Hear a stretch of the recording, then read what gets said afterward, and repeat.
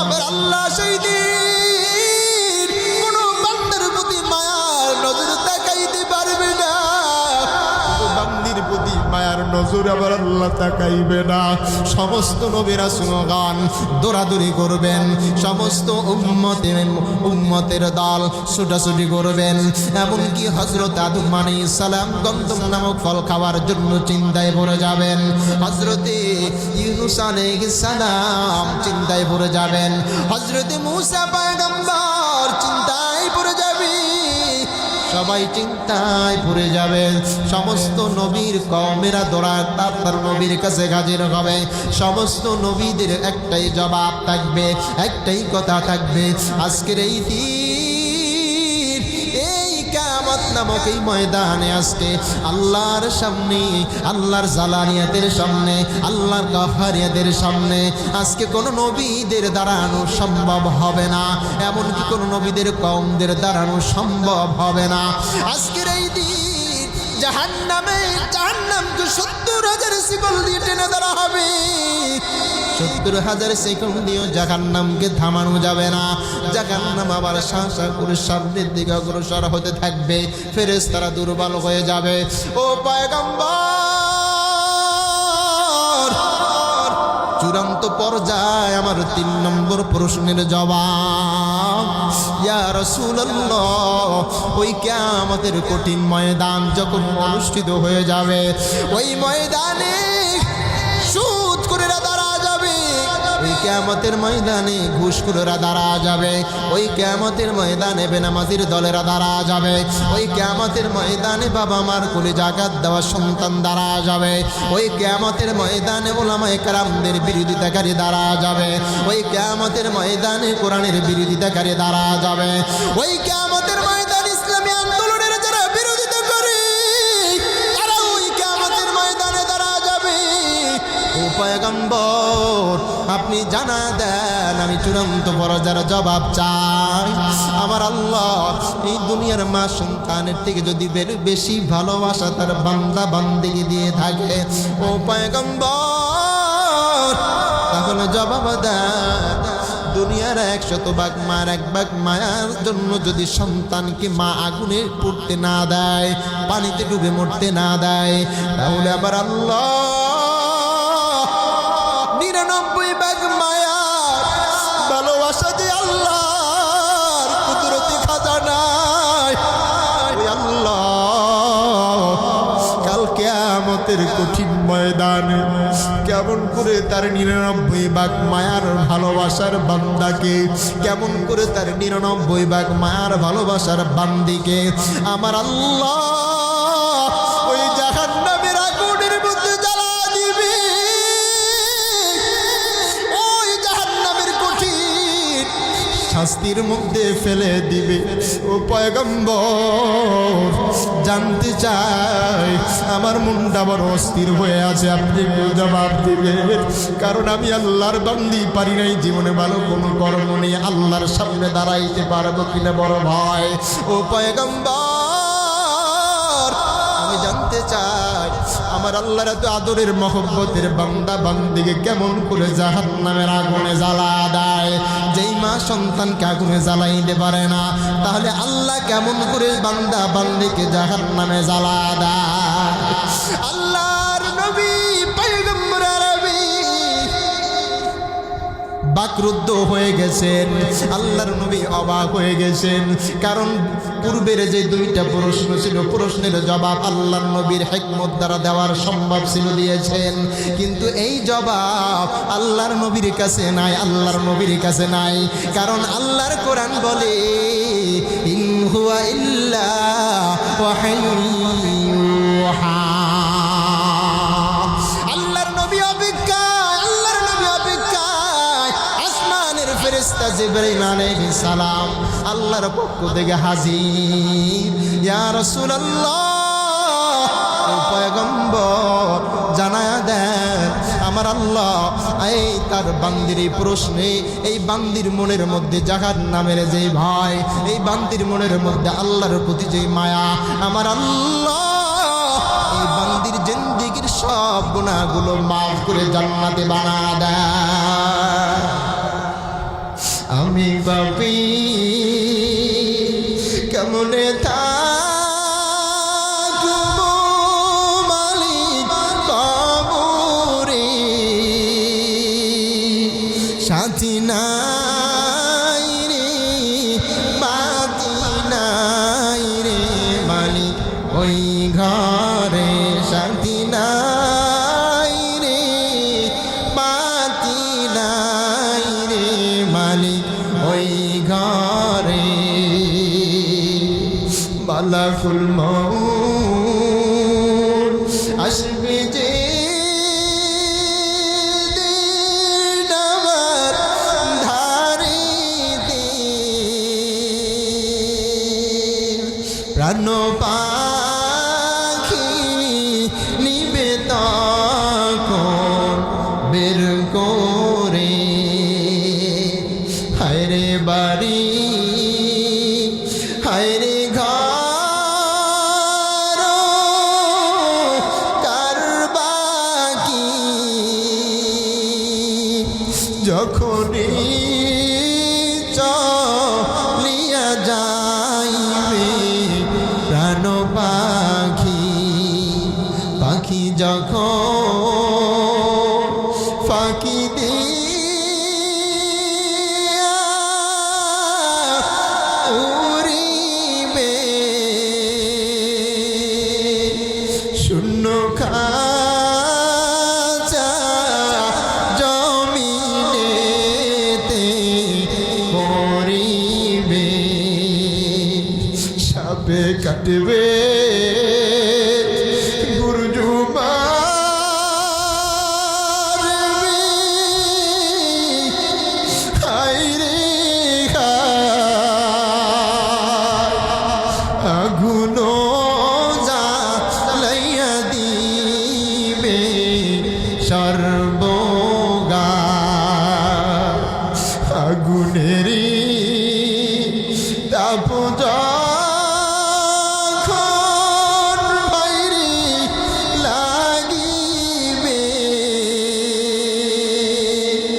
গায়ের গোস্ত খসে খসে মরিবে, গায়ের গোস্ত জমিনেতে পড়িবে, আমি পাপী কেমনে থাকবো মালিক কবরে, সাথী নাই রে বাতি নাই রে মালিক ওই ঘরে, সাথী নাই রে বাতি নাই রে মালিক ওই ঘরে। ঠিক কি ঠিক না? অন্তর চক্ষু দিয়ে কথাগুলো ভালো করে বুঝে নাও, আর আলোচনা লম্বা হবে না। এই জীবনে আল্লাহর মহব্বতের জায়গাটা পরিষ্কার রেখে দাও, এই দুনিয়ায় আল্লাহর নামাজের জায়গাটা পরিষ্কার রেখে দাও, এই দুনিয়ায় রোজার জায়গাটা পরিষ্কার রেখে দাও, এই দুনিয়ায় আল্লাহর হালালের রাস্তাটা পরিষ্কার রেখে দাও, এই দুনিয়ায় আল্লাহর কোরআনের রাস্তাটা মহব্বতের জায়গাটা পরিষ্কার রেখে দাও। এই দুনিয়ায় উলামায়ে আহলে হক, উলামায়ে কেরাম, তারা যেই দলে তারা যেই মতে সেই রাস্তাটা পরিষ্কার রেখে দাও। সাবধান সাবধান, নামাজ নাই ওলামায়ে কেরামের বিরোধিতা করো জাহান্নাম, রোজা নাই ওলামায়ে কেরামদের সাথে বিরোধিতা করো জাহান্নাম, রোজা নামাজ হজ যাকাত কিছুই নাই, কিন্তু কোরআনের পক্ষে যারা আওয়াজ দেয় স্লোগান দেয় তাদেরও তুমি বিরোধিতা করো, এর মধ্য দিয়ে তুমি পরিচয় দাও তুমি দুনিয়ার থেকে জাহান্নামে হয়ে যাও। নিয়াত করে দাও, এ মাইকের আওয়াজ যতদূর যায়, এ আমার পর্দার অন্তরায়ের মা, সন্তানকে আর মুখ খারাপ গালির আওয়াজ দেওয়া যাবে না।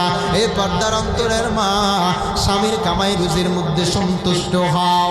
এ পর্দার অন্তরায়ের মা, শ্বশুর পেয়েছো, শাশুড় পেয়েছো, মায়া দয়ার নজরে তাকাও। এ বাবা, স্ত্রী পেয়েছেন, স্ত্রীর হক আদায় করেন। স্ত্রীর সাথে বাকবিতণ্ডা, ঝগড়া, গায়ে হাত তোলা বন্ধ করে দেন। এ বাবা, সন্তান পেয়েছেন, সন্তানকে কোরআনের শিক্ষা দেওয়ার জন্য স্কুলের আঙ্গিনায় নয়, সন্তানকে কোরআনের শিক্ষা দেওয়ার জন্য মাদ্রাসার আঙ্গিনায় দিব। রাজি আছি না নাই? পারি নাই আলেম হতে, সন্তানকে আলেম বানাও, নবীর হাদিস। পারি নাই মুফতি হতে, সন্তানকে মুফতি বানাও, নবীর হাদিস। পারি নাই হাফেজ হতে, সন্তানকে কোরআনের হাফেজ বানাও, নবীর হাদিস। পারি নাই মাওলানা হতে, কিন্তু সন্তান আমার আল্লাহ দিয়েছে। এই সন্তানকে মাওলানা বানানোর দায়িত্ব বাবা না আর কে?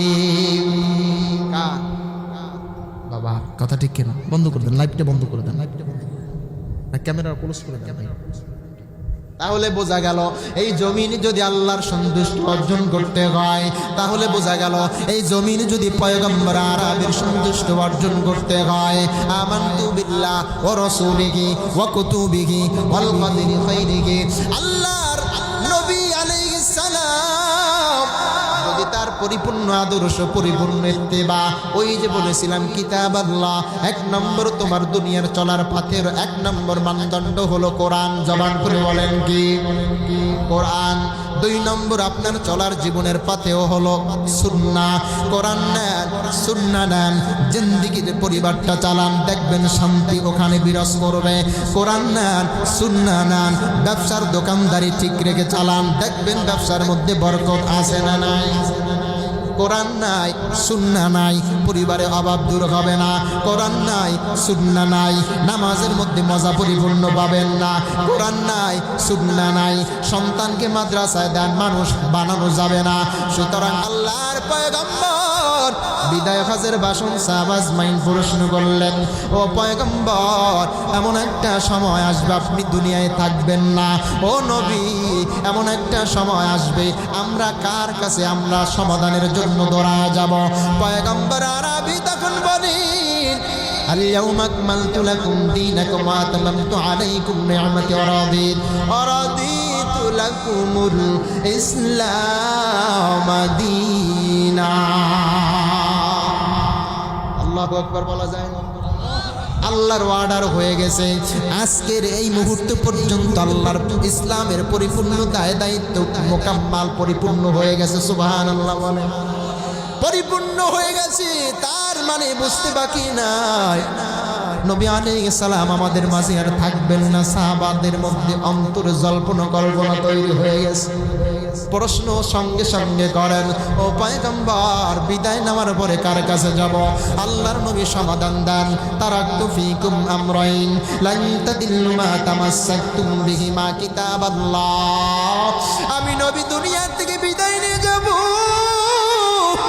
তবে সাবধান, আমি নবীর উপরে 23টি বছর ধরে যে কোরআন আমার আল্লাহ নাজিল করলেন, এই কোরআনের মধ্যে আমি নবী কিভাবে চলবো নির্দেশনা আছে। এই কোরআনের মধ্যে তোমরা সাহাবাজ মাইন কিভাবে চলবা দিন নির্দেশনা আছে। এই কোরআনের মধ্যে তোমার পরিবার কেমনে চলবে আছে না নাই? জোরে বলেন। এই কোরআনের মধ্যে তোমার পরিবার নীতি কেমনে চলবে আছে না নাই? এই কোরআনের মধ্যে তোমার সমাজ নীতি কেমনে চলবে আছে না নাই? এই কোরআনের মধ্যে তোমার রাষ্ট্রনীতি, আন্তর্জাতিক নীতি কেমনে চলবে, সব নিয়ম নীতি আছে না নাই? জোরে বলেন, জোরে বলেন। সমাধান চাও যদি জীবনে মরণে, ফিরে যাও বুঝে নাও, চোখ রাখো কোরআনে, তবেই পাবে সুখ শান্তির ঠিকানা। যদি মেনে নাও তুমি মনে প্রাণে সমাধান, বাণী সকলের নয় শুধু মুমিনের, যারাই চলবে মেনে ফল পাবে কোরআনে। ঠিক কি?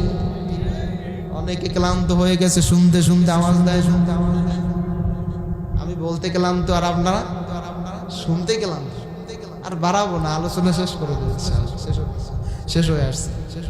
তবে সর্বশেষ ফিনিশিং যে কথাটি বলতে যাই, পয়গম্বরের সাহাবীরা প্রশ্ন করলেন, ইয়া রাসূলুল্লাহ, বিদায় নেওয়ার পরে কোথায় যাব? বলে, কোথাও দৌড়ানো লাগবে না। বিদায় নেওয়ার পরে সমস্যা যখনই পড়বা, দৌড়াইয়া কোরআন খুলে দেখবা, ওই কোরআনের মধ্যে তোমার মেয়ে আজকে অসুস্থ হয়েছে, কার কাছে নিয়ে যাব এবং ব্যবস্থাপনা কি। ওই কোরআনের মধ্যে তোমার সন্তান আজকে বিপদগামী, কোন পথে চললে সন্তান বিপদ থেকে বেরিয়ে আসবে।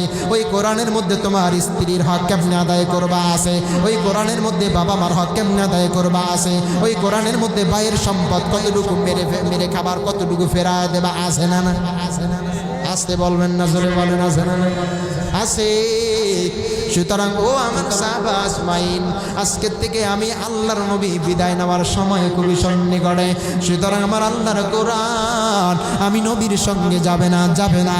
এই জমিন যতক্ষণ পর্যন্ত ইখলাস আর আমলের ভিত্তিতে একজন বান্দা পর্যন্ত আমার আল্লাহকে পরিপূর্ণ ভরসার জায়গা নিয়ে ডাকবে আর নবীর ইত্তেবা করবে, ততদিন পর্যন্ত ওই সূর্য অস্তে যাবে না, কিয়ামত অনুষ্ঠিত হবে না। চিল্লায় বলেন আল্লাহু আকবার। আল্লাহর নবী বলেন, কোরআন বাবা, কোরআনের কাছে চলে যাও, কোরআন তোমাদের সমাধান দিয়া দেবে। সুতরাং এখন বুঝে থাকলে বলেন, আমাদের সমাজে, আমাদের মসজিদে, আমাদের মাদ্রাসায়, আমাদের ঘরে, আমাদের রুমে কোরআন কম না বেশি? কম। এমন কোন মুসলমান আছেন ময়দানে যে হুজুর আমার ঘরে অন্তত একজেল হলে কোরআন নাই?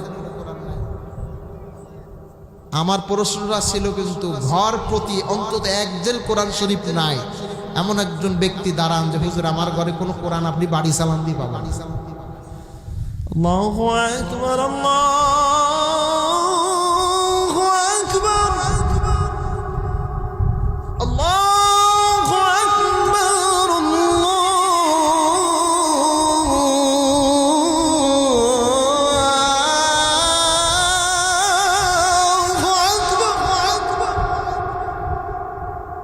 মুয়াজ্জিন ফজরে আজান দেয় কি দেয় না? এই জমিন এমন কোন কোটিপতি নাই জান্নাত দরজা গ্রিল লাগা ঘুমায়, কিন্তু আজান হলে মসজিদ থেকে ওই আজানের ধ্বনি ওই ঘরের মধ্যে ঢুকে কি ঢোকে না?